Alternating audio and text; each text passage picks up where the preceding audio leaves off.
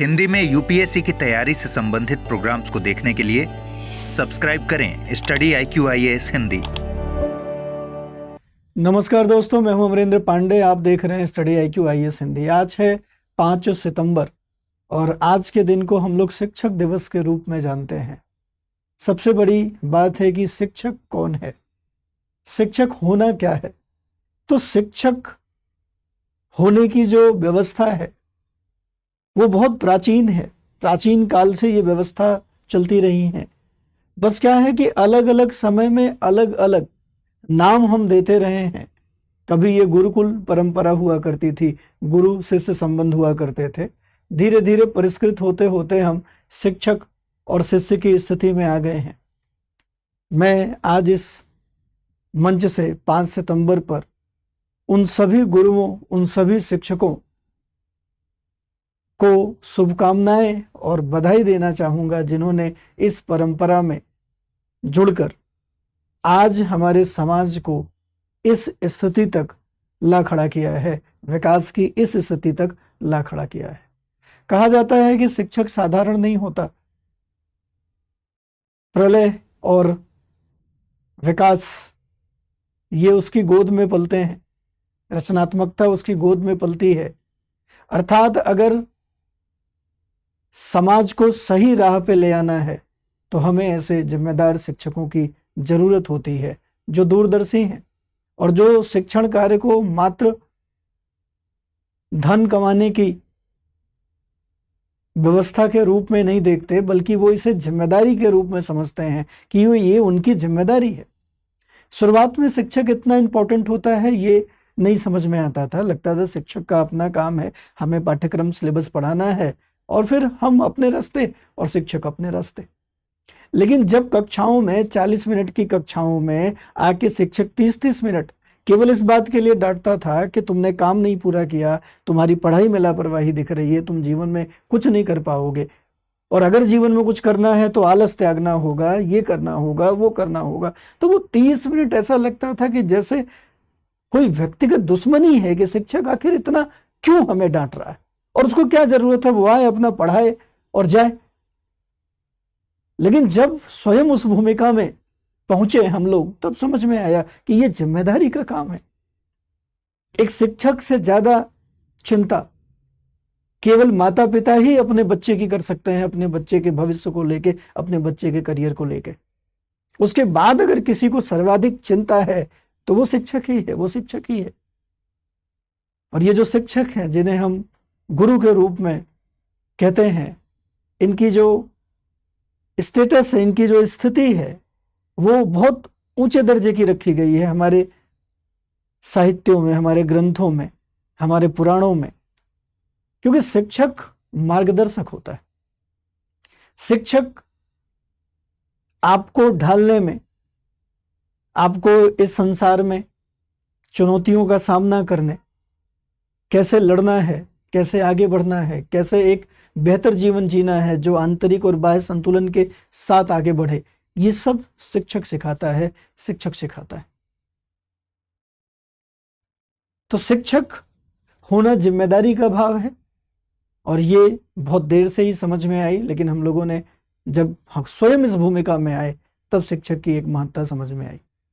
मैं सभी शिक्षकों को, सभी गुरुओं को जिन्होंने हमें भी ज्ञान दिया और उस समय जब वो इस बात पे कंसर्न होते थे कि जीवन में कुछ नहीं हो पाएगा, कुछ नहीं कर पाओगे अगर ये चीज नहीं छोड़े, अगर ऐसा नहीं किए, तो अब समझ में आता है। तो उस समय जो प्रतिकार था, वो प्रतिकार अब समझ में आता है कि उनको चिंता थी हम लोगों की, लिहाजा इसलिए वो ऐसा करते थे। और वास्तव में वो शिक्षक थे, तभी वो अपनी जिम्मेदारी के भाव को निभाते थे। अन्यथा ऐसे भी शिक्षक हम लोगों ने देखे हैं जो अपने काम से काम बस रखते थे। उन्हें इस बात से मतलब नहीं है कि किसको क्या आया, किसको क्या नहीं आया।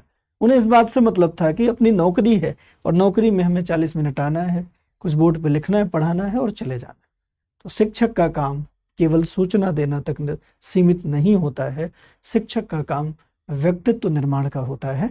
इसलिए आप सभी शिक्षक जो भी इस व्यवस्था में, इस व्यवसाय में लगे हैं, मैं आप सभी से ये अपेक्षा करूंगा आप सभी से, ये निवेदन करूंगा कि आप सब लोग केवल सूचना देने पे अपने को फोकस ना करें, बल्कि बल्कि व्यक्तित्व निर्माण की बात करें। स्वयं का भी आचरण उसी तरीके का रखें जैसा बदलाव और जैसा संदेश आप विद्यार्थियों को देना चाहते हैं। कबीरदास जी का एक बड़ा प्रसिद्ध दोहा है जो शिक्षकों की जो भूमिका है उसको बताने में बड़ा महत्वपूर्ण है। पीठ लगा जाई था लोक वेद के साथ, आगे से गुरु मिला दीपक दिया हाथ। मतलब इस संसार में सब लोग बस भाग रहे हैं और सब पीठ के पीछे लगे हुए भाग रहे हैं। हम अपनी तार्किकता, अपनी बौद्धिकता का इस्तेमाल कम करते हैं और हम जो पहले से सही है, जो पहले से चला आ रहा है, बस उसको मानने के पीछे भाग रहे हैं और इसको वो भेड़ चाल कहते हैं। पीठ के पीछे लगना, इसको भेड़ चाल कहते हैं। सही क्या है? सही वो है जो हमारे बुद्धि विवेक के हिसाब से ठीक लगे, उचित लगे, वो करना असल में असली काम है। लेकिन हम इतने विवेकी हो नहीं सकते। क्यों? क्योंकि बहुत सारी ऐसी चीजें हैं जो हमें भेड़ बनाने में लगी। ये पूरा समाज चाहता है कि हम उनकी तरह करें, वो जो चाहता है वो सब हम उनकी तरह करें। लेकिन क्या समाज हमेशा जो चाहता रहा है, क्या वो ठीक रहा है? प्राचीन काल से देखिए तो सुकरात के टाइम पे सुकरात जैसे शिक्षक को इसलिए मृत्युदंड दे दिया गया क्योंकि उसने युवाओं को ठीक बात बताने का प्रयास किया, सही दिशा की ओर ले जाने की बात की, सत्य बताने का प्रयास किया, सत्य की खोज की ओर अग्रसर करने का प्रयास किया। लेकिन क्या वो समाज ठीक था? और उस समाज में जब सुकरात कहता है कि ज्ञान का शासन होना चाहिए, जनता ही असली ताकत रखती है, जनता से राजा है, राजा से जनता नहीं है, तो राजद्रोह लगा दिया गया था। लेकिन बाद में समाज ने अपनी गलतियों को माना और बाद में वही सुकरात को अपने सराखों पे बैठाया। मरने के पश्चात प्लेटो आता है, प्लेटो की बड़ी आलोचना हुई, एरिस्टोटल आता है, उसकी बड़ी आलोचना हुई। लेकिन बाद के समाजों ने उनके ही बताए गए रास्ते को अपनाया। जब रूसों ने सामान्य इच्छा का सिद्धांत दिया था, जब रूसों ने कहा था कि शासक प्रत्यक्षता जनता होगी, तब रूसों के विचारों को बड़ा वाहियात माना गया था। और आज लोकतंत्र को आप सराखों पे बैठाते हो, किसका विचार है? रूसों का ही तो विचार है। वही समाज जो रूसों को उस समय मारने पे तुला था, वही समाज रूसों के विचारों को आधार बना के फ्रांसीसी क्रांति करता है और जिसमें स्वतंत्रता, समानता, बंधुत्व का नारा दिया जाता है। लेकिन यही स्वतंत्रता, समानता, बंधुत्व की बात जब रूसों कर रहा था, तब रूसों को लोगों ने खदेड़ना शुरू कर दिया था। तो समाज जिस समय जैसा है, समाज को वैसा ही ठीक लगेगा। लेकिन आप अगर दूरदर्शी हैं, आप अपने विवेक का इस्तेमाल कर पाते हैं, तब तो आप बदलाव ला पाएंगे। तो बदलाव लाने के लिए जिस साहस की जरूरत है वो बुद्धि विवेक है। और वो आएगा कहां से? जब आपकी दृष्टि स्पष्ट होगी। और स्पष्ट दृष्टि कैसे आएगी? जब अंधेरा आपके सामने से छटेगा। और अंधेरा कैसे छटेगा? ज्ञान रूपी टॉर्च से। ये ज्ञान रूपी टॉर्च देगा कौन आपको? क्योंकि पूरा समाज तो आपको पीठ के पीछे लगाने पे लगा है, पूरा समाज तो आपको भेड़ बनाने पे लगा है। तो आखिर आपको ये टॉर्च देगा कौन? तो आगे से गुरु मिला, दीपक दिया हाथ। गुरु कभी पीठ की तरफ से नहीं मिलेगा, क्योंकि पीठ की तरफ से तो अनुकरण सीखेंगे आप, सामने से मिलेगा और आपको दीपक, वो जो प्रकाश ज्ञान रूपी जो दीपक है, वो आपको देगा। अब आप किसी के सहारे नहीं हैं, अब आपको किसी का अनुकरण करना नहीं है, अब आपको किसी के पीछे चलना नहीं है, बल्कि आप तो खुद अब रास्ता तय करेंगे, क्योंकि आपके हाथ में टॉर्च है। तो ये जो रास्ता है रचनात्मकता का, ये जो रास्ता है नवीनता का, ये जो रास्ता है नएपन का, यही ज्ञान है। और शिक्षक का जो काम है वो आपको ज्ञान रूपी प्रकाश दे देना है, जिससे कि आप रास्ता खुद तय करें, न कि आपका हाथ पकड़ के आपको अनुकरण सिखाना है बस। तो जब आप केवल सूचनाएं दे रहे होते हैं, तब आप कहीं न कहीं अनुकरण सिखा रहे होते हैं, रटाने का प्रयास कर रहे होते हैं। और जब आप अवधारणा दे रहे होते हैं, तब आप उन्हें टॉर्च, ज्ञान का रूपी प्रकाश, टॉर्च दे रहे होते हैं, जिससे कि उन्हें फिर कभी किसी सहारे की जरूरत नहीं होगी, वो अपना निर्णय खुद ले पाएंगे। तो शिक्षक दिवस की हार्दिक शुभकामनाएं और बधाई उन सभी शिक्षकों को जो इस व्यवस्था, इस कर्म, इस व्यवसाय में लगे हुए हैं। 5 सितंबर लिखा है। तो 5 सितंबर, तो एक तो खास बात हो गई कि 5 सितंबर हम शिक्षक दिवस के रूप में देख रहे हैं, शिक्षक दिवस के रूप में देख रहे हैं। और दूसरा 5 सितंबर इसलिए खास है क्योंकि आज से ही स्टडी IQ में हम लोग PSIR का बैच शुरू कर रहे हैं। PSIR ऑप्शनल है ना, PSIR ऑप्शनल का जो बैच है वो आज के दिन ही हम शुरू कर रहे हैं। आप देख पाएंगे कि जो PSIR ऑप्शनल का बैच है हमारा, जो PSIR ऑप्शनल का बैच है हमारा 5 सितंबर से शुरू हो रहा है। 5 सितंबर से PSIR ऑप्शनल वर्तमान में अत्यधिक लोकप्रिय ऑप्शनल है और इस विषय को पढ़ने के साथ आपके जो चारों पेपर हैं उन चारों पेपर में बड़ी बेहतरी से ये विषय आपको कोऑपरेट करता है। और इस बार PSIR का अगर आप पेपर देखते तो आपको लगता है कि आपने सेकंड और थर्ड पेपर कायदे से अगर तैयार किया है, फर्स्ट पेपर कायदे से तैयार किया है, तो आप PSIR कर लेते।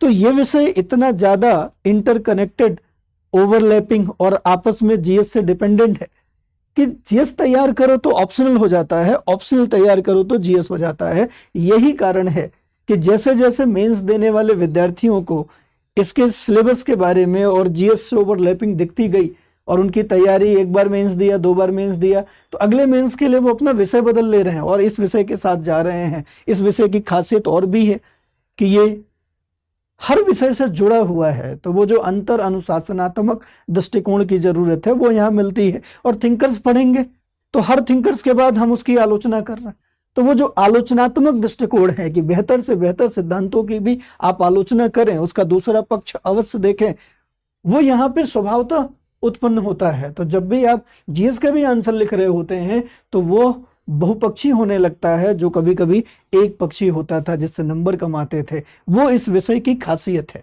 तो इस विषय के साथ जुड़ सकते हैं। कई लोग कहते हैं कि एक बार नंबर देख लेते हैं, एवरेज मार्किंग कैसी है, तो इसकी एवरेज मार्किंग को तो बहुत उम्दा है। और रिजल्ट की बात कर लें तो अभी पिछला 2024 का फाइनल रिजल्ट आप देखेंगे, फर्स्ट रैंक सेकंड रैंक दोनों ही PSIR ऑप्शनल्स हैं। इसलिए मैं आज इस शिक्षक दिवस की संध्या पे मैं आपको आमंत्रित करूंगा कि स्टडी IQ के ऐप पे जाइए या वेबसाइट पे और वहां से PSIR ऑप्शनल का बैच आप आज के आज ले सकते हैं, क्योंकि आज से ही ये बैच शुरू हो रहा है 5 सितंबर।